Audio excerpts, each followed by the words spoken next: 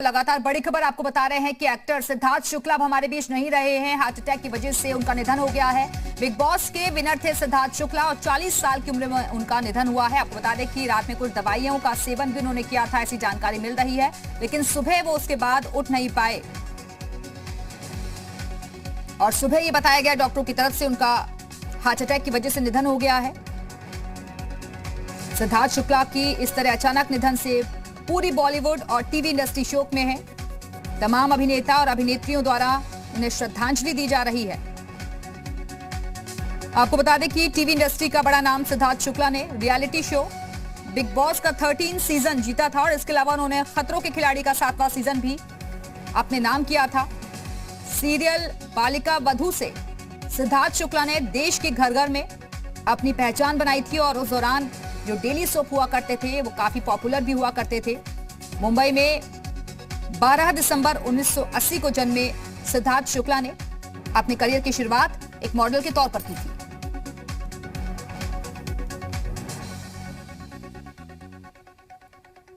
और इस वक्त हमारे साथ हमारे सहयोगी राजीव रंजन हमारे साथ जुड़ गए हैं। राजीव, सिद्धार्थ शुक्ला का निधन हो गया है, क्या अपडेट्स आपके पास?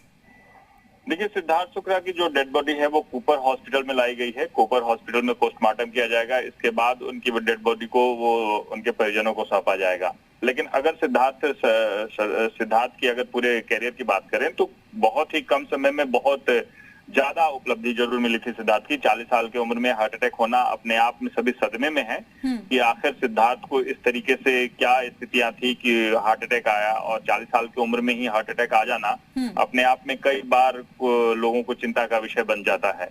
और यही बात है कि उनके परिजन हो, उनके दोस्त हो, उनके बाकी मित्र हो, इस बात से लेकर चिंतित है कि आखिर सिद्धार्थ को हार्ट अटैक आया तो किस तरीके से, क्या वजह बनी थी। क्योंकि पिछले दिनों जिस तरीके से कोरोना संक्रमण काल के दौरान कई लोग एकाकी अपने आप को महसूस कर रहे थे और कई तरह के अवसाद में ग्रसित भी हो गए थे, कहीं वो बात तो नहीं थी। यही बात लोगों में चर्चा भी चल रही है कि सिद्धार्थ, क्योंकि ये भी खबरें सामने आ रही है कि कुछ दवाइयों का भी उनकी तरफ से सेवन किया गया था। जिस वक्त ये घटना हुई है तो क्या उनके परिवार के सदस्य या कोई और उनके साथ मौजूद था उनके अपार्टमेंट में?